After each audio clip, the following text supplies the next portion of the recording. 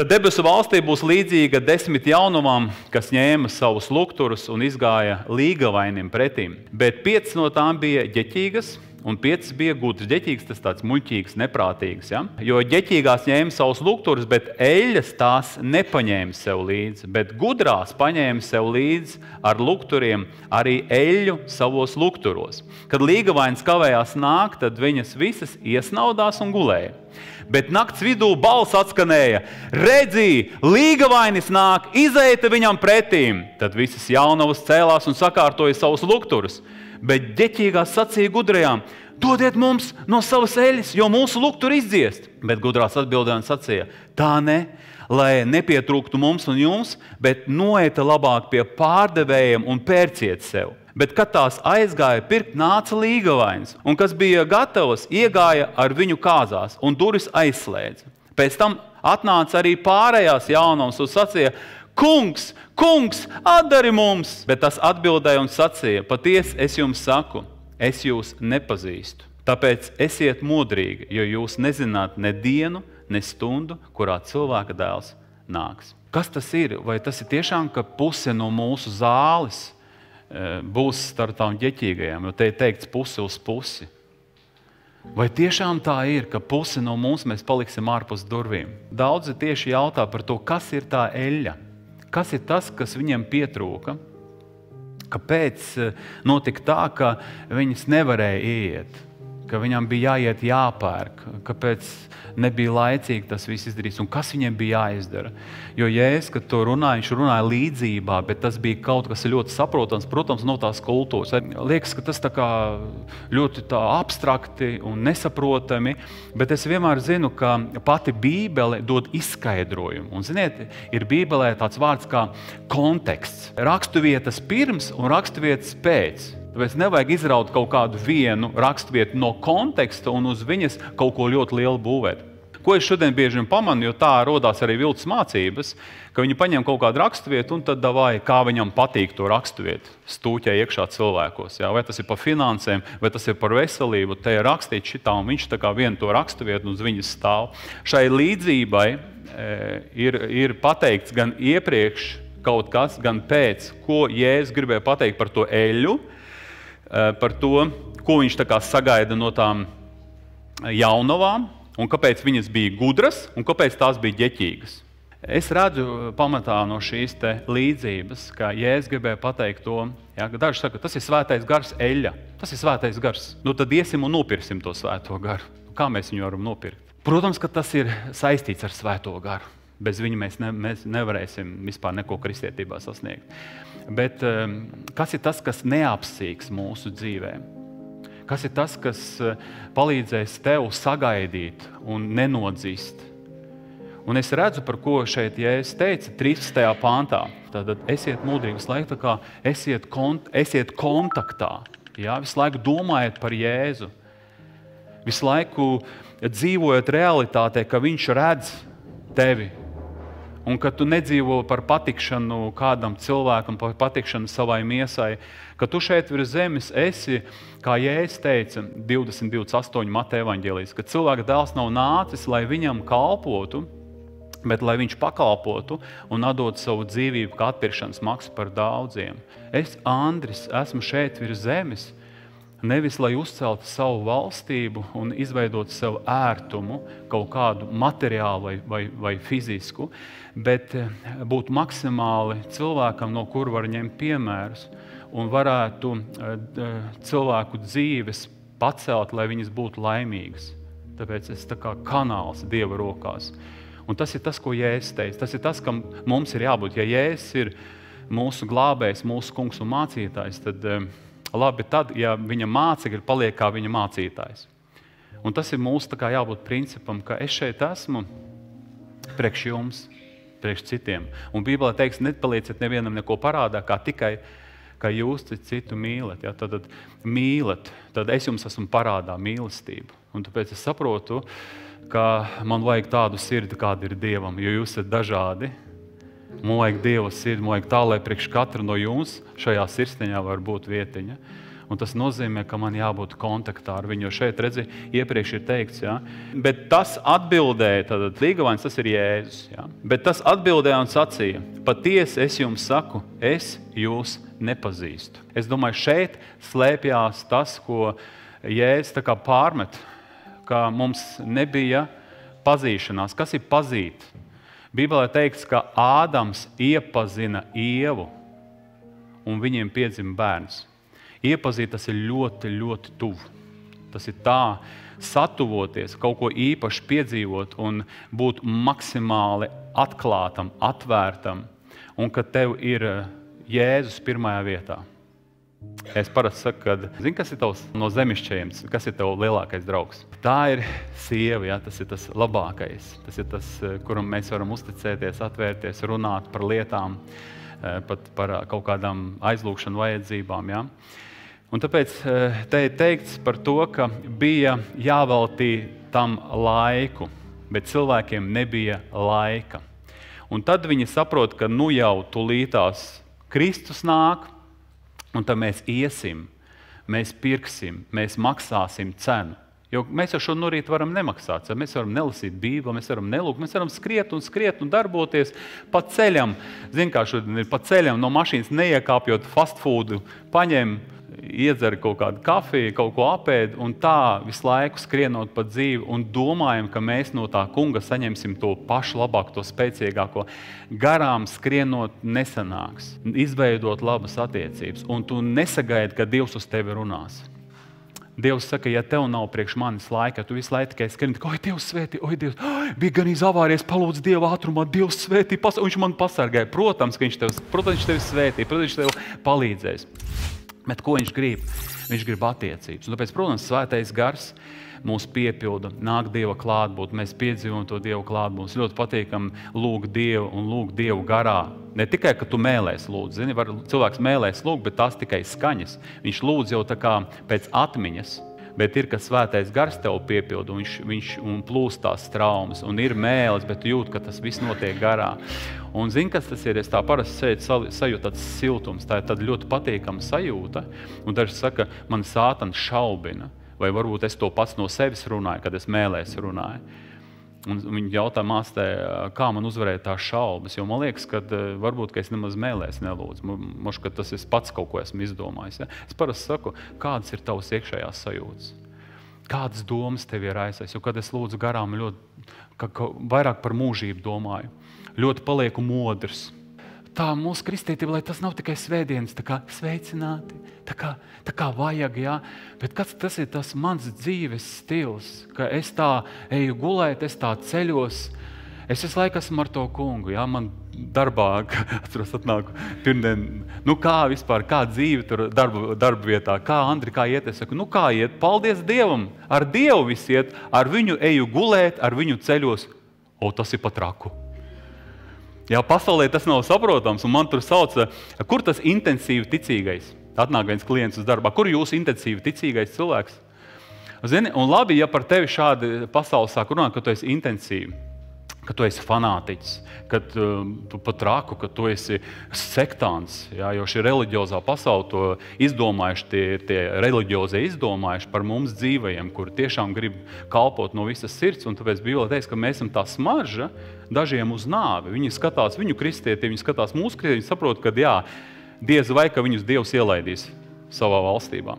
Tāpēc te ir tā personīgā Kristus pazīšana.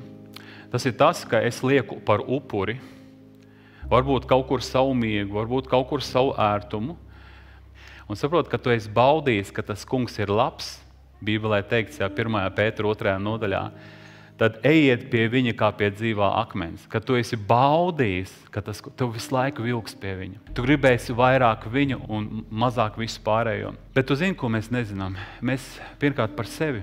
Mēs neinteresējamies par sevi, kas ar mums vispār notiek, kādā garīgā mēs stāvoklī esam. Un mēs nejautājam, kungs, kāds tu esi? Kāds tu esi? Visi varanie, svētie, kurus mēs šodien zinām Bībelē, viņiem zin, kas bija? Viņi kā mūsu saka, Dievs, mēs dzirdējam, Dāvids teica, atklāja man savus ceļus, rādi man sevi. Zini, tāpēc, cik tev būs atklāts no Dieva, tik varens tu arī būsi.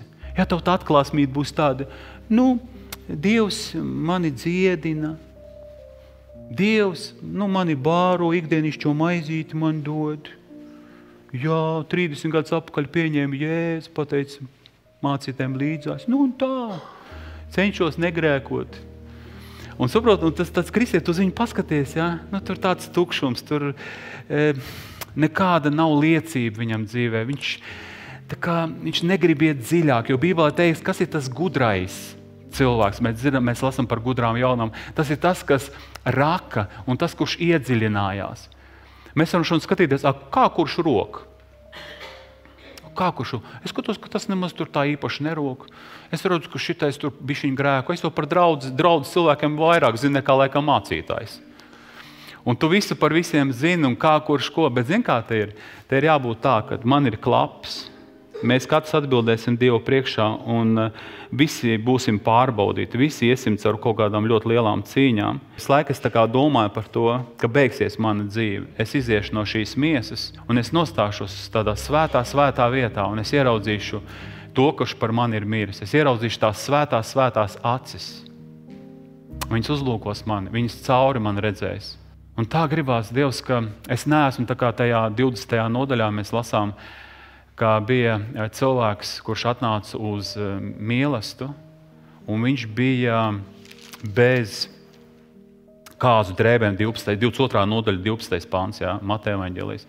Viņš ienāk uz kāzām, kristietība forši, būt ar to kungu, es jau gribētu tā dzīvot. Bet saprot, un šis cilvēks ienāk šajās, viņš trāpīja kāzās. Bet visiem kāzu viesiem vienmēr līgavainis tajā kultūrā deva īpašas drēbes, viņiem bija vienādas līdzīgas drēbes. Un atnāk šis te kāzu organizētājs, un viņš ienāk un skatās, ir viens cilvēks, kurš ir bez kāzu drēbēm atnācis. Un viņš viņam jautā, kā tu šeit esi trāpījis, ko tu šeit dari starp šiem visiem pārējiem cilvēkiem?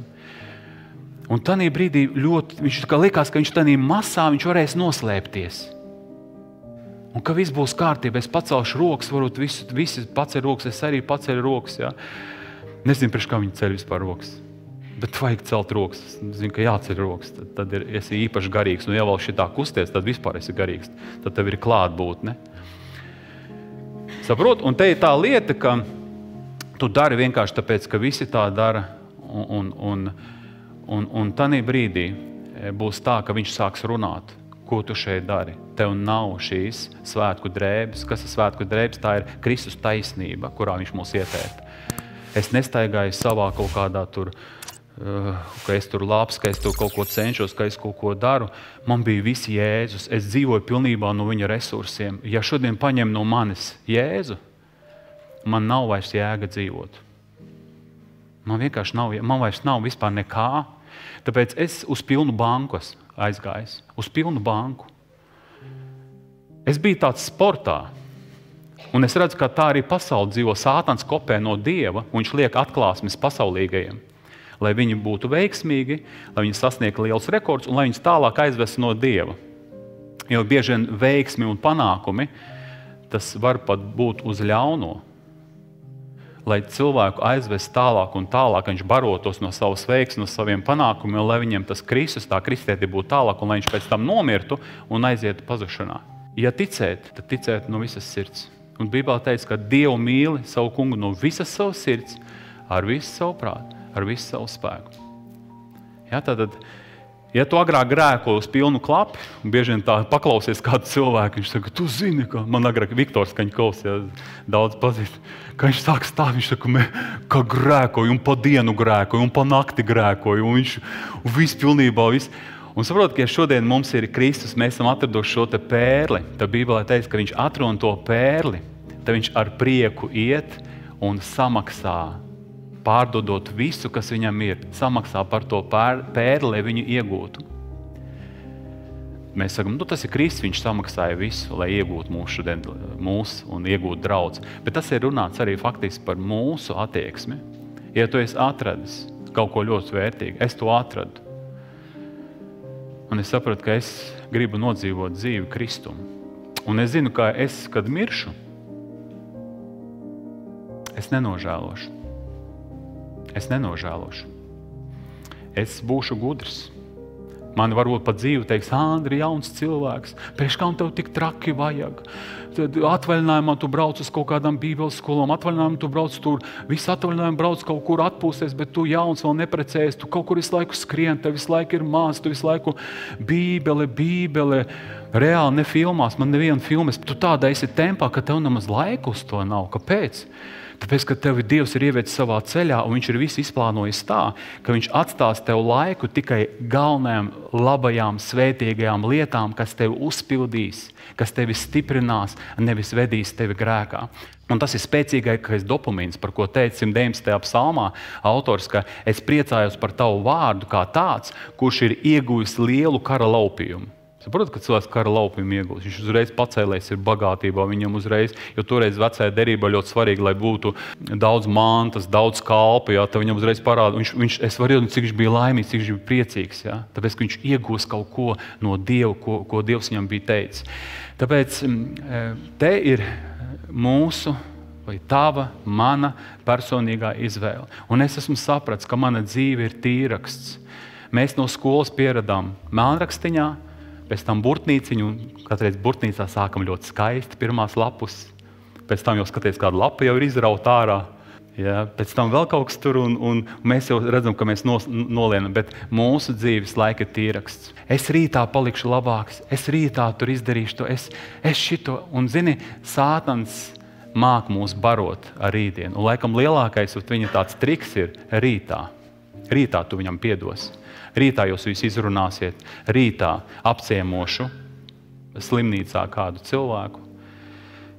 Un ir momenti bijuši, esam dzirdējis, ka cilvēki gribēja apciemot, un Dievs viņiem runāja, bet kas notiek, tas cilvēks nomirst un aiziet mūžībā, un pēc tam viņam saka, paldies, vairs nevajag, mans radinieks ir nomirs. Ja? Bija jāizdara tad, kad tevi Dievs bija aicinājis.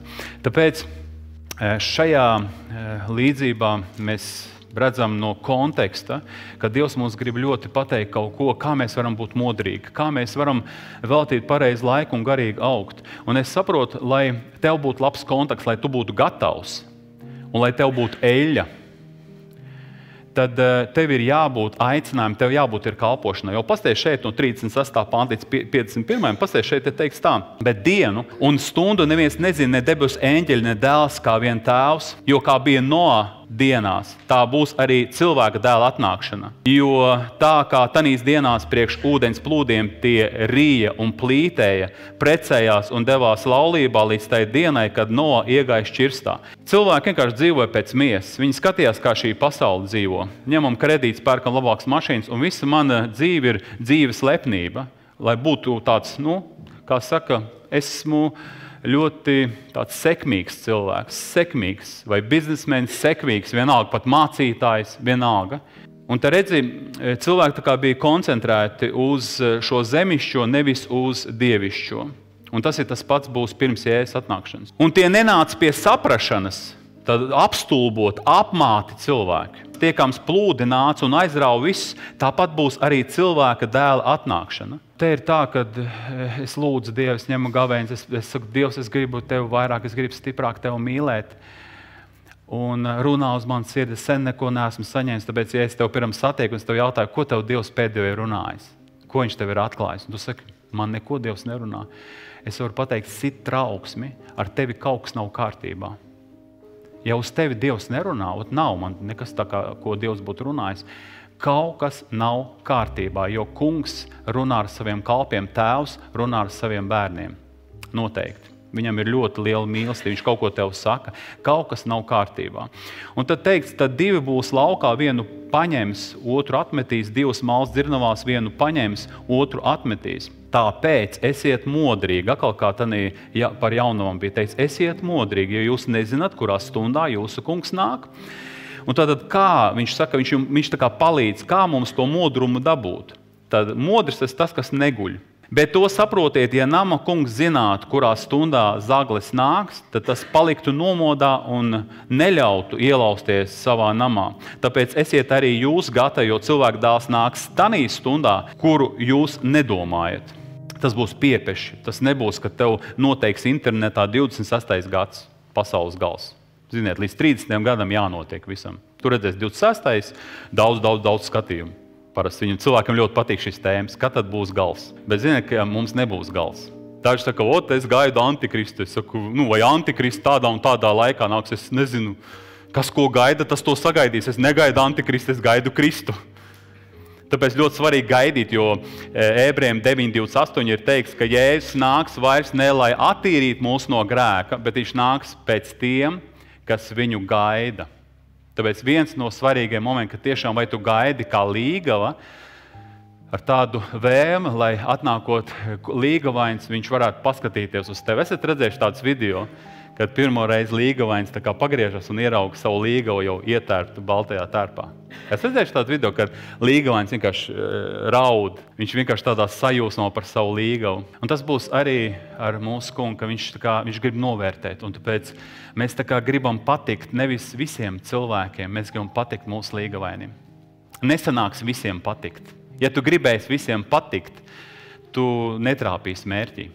Kurš tad ir uzticīgais un gudrais kalps, ko kungs iecēlis par savu saimi, tiem dot barību savā laikā? Svētīgs šis kalps, kad viņa kungs pārnākdams atradīs to tā darām. Patiesi es jums saku, viņš to iecels par visām savām mantām. Bet ja ļaunais kalps sacīs savā sirdī, mans kungs kavējas nākt un iesāks sist savus darba biedrus un rīt un plītēt ar plītniekiem, tad šā kalpa kungs nāks tādā stundā, kurā viņš to negaida, un tādā stundā, kas viņam nav zināma, un to satrieks un tam dos algu ar liekuļiem. Tur būs raudāšana un zobu trīcēšana. Es ticu, ka stundu un dienu neviens nezina. Daži saka, tur teiks par dienu, par stundu, bet mēs gadu varam noteikt, jo par gadu tur nav teikts. Bet zini, ko es redzu, ka šis kalps, viņš nezināja, kad viņa kungs nāk, tāpēc, ka viņš bija nodevies miesas kārēm. Viņš necienīja Dieva kalpus, viņš necienīja to komandu, kas viņam blakus bija. Ja tad cilvēks, kurš nav atradis savu misiju, nav atradis savu aicinājumu, savu vietu draudzē, viņš sāk aprunāt cilvēkus, viņš sāk viņus garīgi sist, pārmest. Viņš tā, ne fiziski, bet viņš tā kaut ko ļoti tādu destruktīvu sāk darīt draudzē. Un viņš dzīvo savai miesai. Viņam nav laika Dieva darbu, viņam nav laika ieguldīties tajā, uz ko viņa Dievs bija aicinājis, bet viņš zina savu aicinājumu. Un tāpēc es ticu, ka tā kā Dievs pateica Noā, drīz nāk plūdi. Pasaki saviem radniekiem, aizej pasaki saviem radiniekiem, kad tulītās uguns un sērs no debesīm kritīs, tulītās būs viss beigas. Un saproti, ja mēs būsim tuvās attiecībās ar Dievu, Dievs uz mūsu sirdīm runās. Viņš, kā atklāsmes grāmatā ir teikts 1:1, kad Dievs atklāja saviem kalpiem, ko viņš grib darīt nākotnē. Kad viņš varbūt neliks to stundu, neliks to dienu, bet es tā kā garā ļoti jutīšu, kā viņš teica, jūs zinat, ka nāk pavasaris, ja jūs redzat, ka jau pumpura metās. Jums ir dotas kaut kādas zīmes, ka ļoti tuvu, ka Jēzus ir jau pie durvīm, tulītās viņš jau ienāks. Tāpēc mums būs dzirdami viņa soļi. Ja, es savu mammu vienmēr zināju, ka viņa nāk. Lifts apstājās 6. stāvā, un es zinu, ka mana mamma nāk. Viņai ir savs stils. Jums ir tā, ka jūs zināt, kurš ir ienācis mājās. Un tāpēc mums ir jāpazīst savs kungs, viņa rokraksts, viņa gara vadība, vispār kā viņš runā. Jo nāks daudzi antikristi pirms Kristus atnākšanas, un viņi teiks, es esmu Kristus, un ja es saku, neticiet tam, jo Kristus tas ir svaidītais. Viņi teiks, mēs esmu svaidītais. Un tur ir teiks, darīs daudz brīnums un zīmes, un tur ir teiks, un tādā veidā pievils ļoti daudz. Kāpēc? Tāpēc, ka viņi nepazina personīgi savu kungu. Tāpēc priekš manis būt formā, būt tādam, kāds es šodien esmu, un ar vēl lielākām slāpēm, es saprotu, ka mani Dievs ir aicinājis dot maizi savā laikā.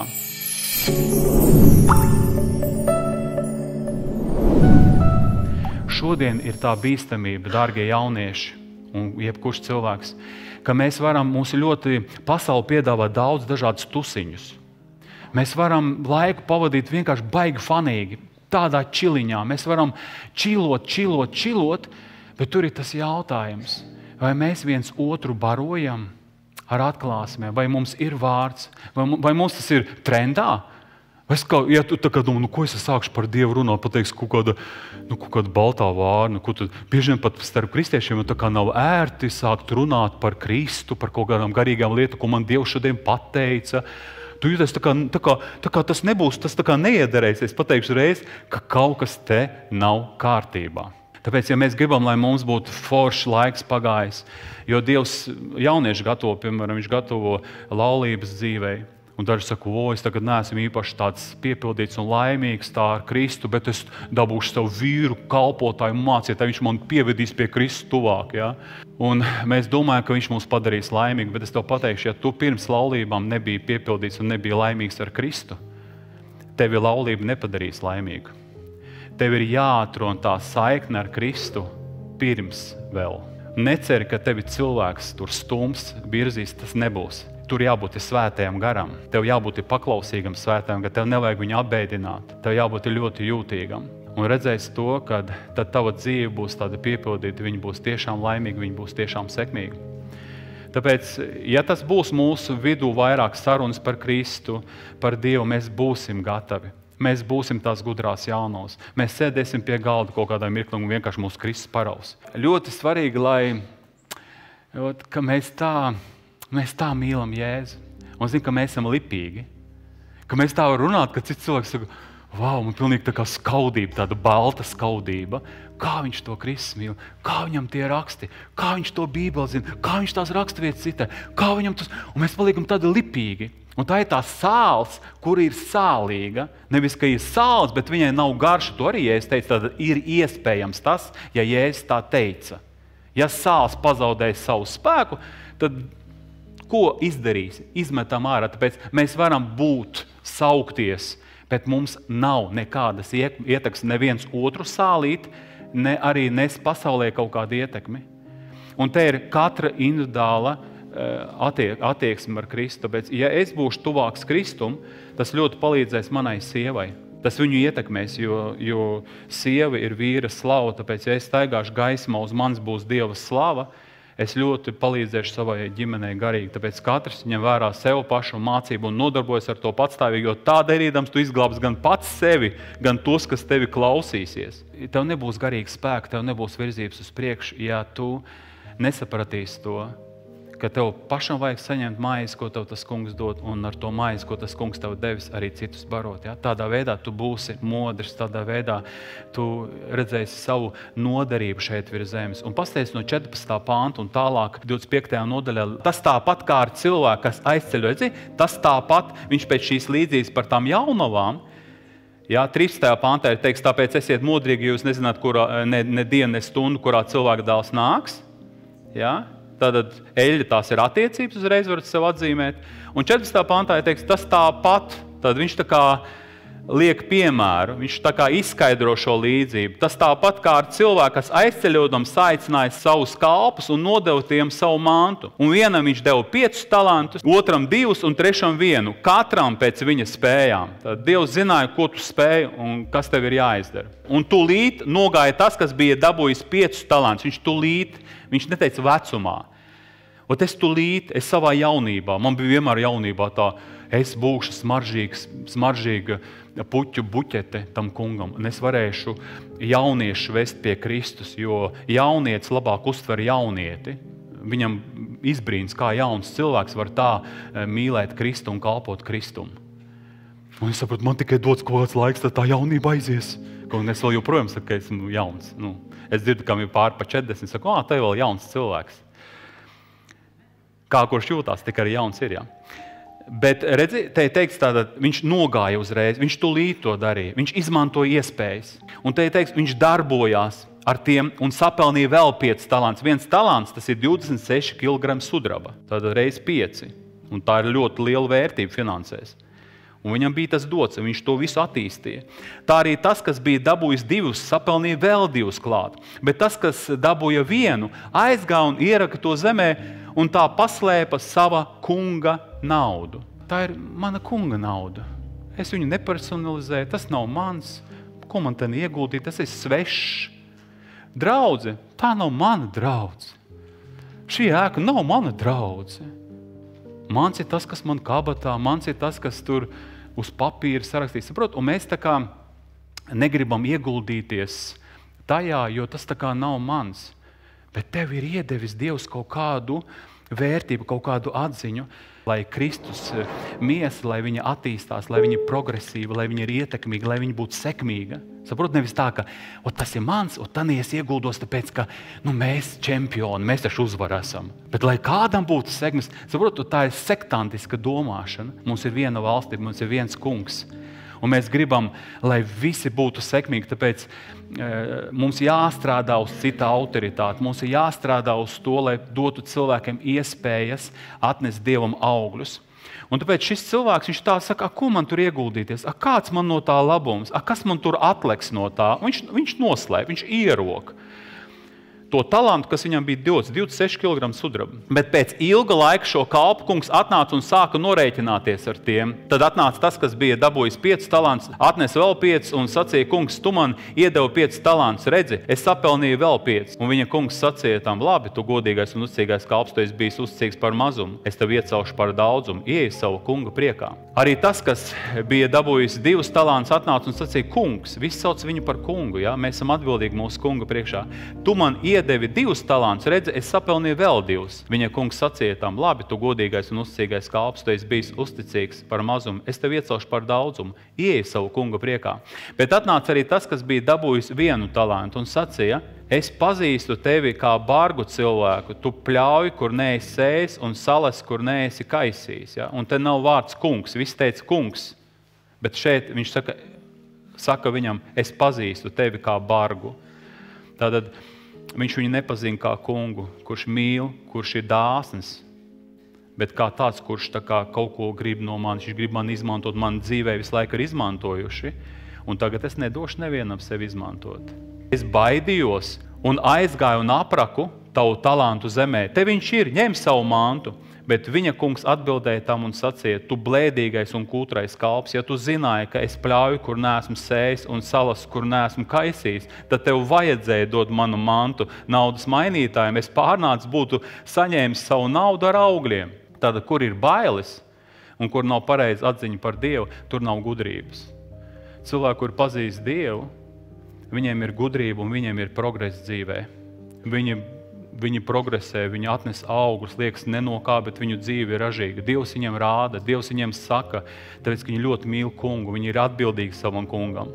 Un tālāk ir teikts, tāpēc ņemiet viņa talantu un dodiet to tam, kam ir 10 talantu. Redz, Dievs ir dāsns, ņemiet, man nevajag to sev, es iedošu tam, kam ir progress. Jo ikvienam, kam ir, tiks dots, un tam būs pārpilnība, bet no tā, kam nav, atņems to, kas tam ir. Ot bija tev iespējas, tu varēji kalpot, bet nē, pēc tam redzi, vairs neaicina kalpošanā. Tāpēc mēs tagad arī draudz sarakstu taisam, un pie katra draudz locekļa mēs tā kā rakstam kalpošanu. Ko pats cilvēks ir teicis, mana kalpošana ir tāda, mana funkcija ir tāda. Jo, ja nebūs tās funkcijas, ja tu nezinās, tad tu būsi tā kā kuģis pazudis jūrā, bez stūras, bez mērķa, nomaldījies. Un tev nebūs garīgas izaugsmes. Ja, un tāpēc te teikts tālāk tā, un nelietīgo kalpu iemetiet galējā tumsībā, tur būs raudāšana un zobu trīcēšana. Ja? Nevis par to, ka viņš darīja vai nedarīja, bet te ir laikam tāpēc, ka viņam nebija pareiza attieksme pret savu kungu.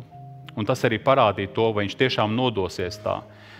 Tāpēc man Dievs ir izdarījis tik daudz manā dzīvē, viņš mani izglābis no nāvis. Es būtu šodien varbūt psihiatriskajā slimnīcā, man sātans būtu piebeidz, un šodien esmu šeit.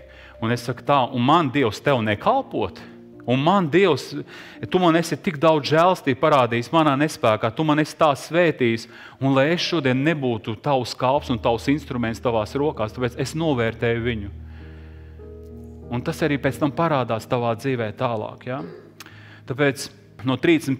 panta līdz beigām te ir otrā doma, tātad kā būt modram. Tātad pirmais, es atronu savu vietu, savu kalpošanu, un es intensīvs esmu, un es darbojos, un es baroju, un es domāju, kā man būt maksimāli ietekmīgam tajā vidē, kur es atrodos, draudze, māja, darba vieta, pilsētiņa, kur tu atrodies. Ja? Otrā lieta, kā tu skaties uz cilvēkiem, kā tu viņus redzi. Un tas arī noteica, tas arī pie tām gudrajām jaunām ir.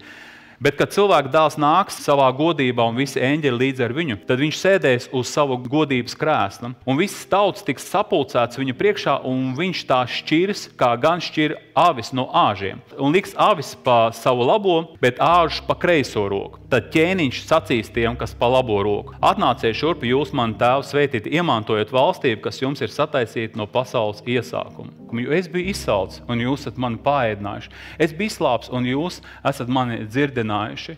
Es biju svešinieks, un jūs esat mani uzņēmuši. Es biju pliks, un jūs esat mani apģērbuši. Es biju slims, un jūs esat mani apmeklējuši.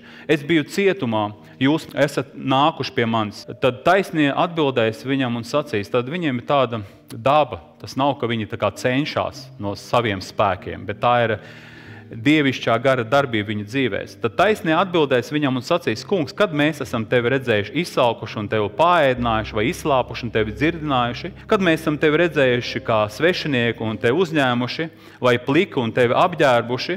Kad mēs esam tevi redzējuši slimu vai cietumā un nākuši pie tevis? Tad ķēniņš tiem atbildēs un sacīs: patiesi es jums saku, ko jūs esat darījuši vienam no šiem maniem vismazākajiem brāļiem, to jūs esat man darījuši. Tad viņš arī tiem sacīs, kas pa kreiso roku: eita nos no manis, jūs nolādētie mūžīgā ugunī, kas sataisīta vēlnam un viņa eņģeļiem. Jo es biju izsalcis, un jūs neesat mani paēdinājuši. Es biju izslāpis, un jūs neesat mani dzirdinājuši. Es biju svešinieks, un jūs neesat mani uzņēmuši. Es biju pliks, un jūs neesat mani apģērbuši. Es biju slims un cietumā, un jūs neesat mani apmeklējuši.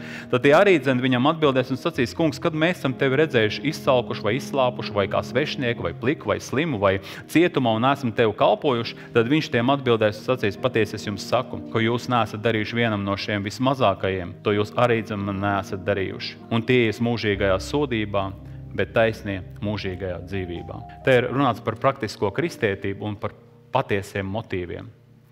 Kurš to redzēs mani cietumā? Tur mobilo nevar nest iekšā.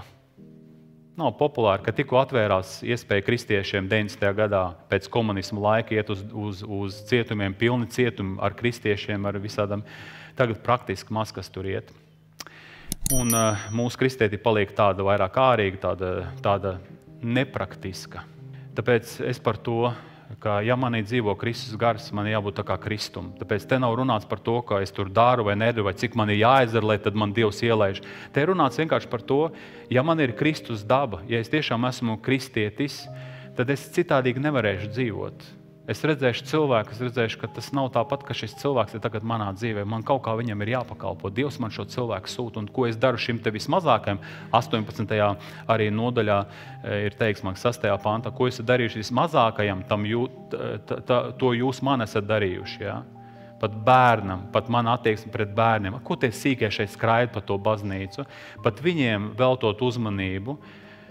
Tu sēji viņu dzīvē kaut ko ļoti svarīgu, viņam vienmēr būs atmiņas, kad baznīcā man vienmēr tā kā pieņēma, neviens man nekliedz virsū, un viņi izaugot, jo ir daudz, saka, no bērnības man tā baznīcā viena tantiņa, viņa man tā sabāra, viņa man tur to izdarīja, viņa man tur šito baķuška man to izdarīja, viņa saka, un es visu mūžu negribēju pat uz to baznīcu skatīties uz viņu pusi. Jā, tāpēc, lai Dievs svētī, ka mēs esam tādi uzmanīgi, lai mēs izmantojam iespējas, lai mēs tā kā upurējam. Un tas ir tas, ko Jēzus teica, vai jūs nezināt, kādam garam jūs piederat? Kādam garam, vai mēs tiešām esam tajā Kristus garā? Tāpēc nāsāsim, un to garu ļoti var redzēt, kādi ir tie patiesie kristieši, kuri nav tikai vārdos, bet kuri tiešām ir tajā dzīvē.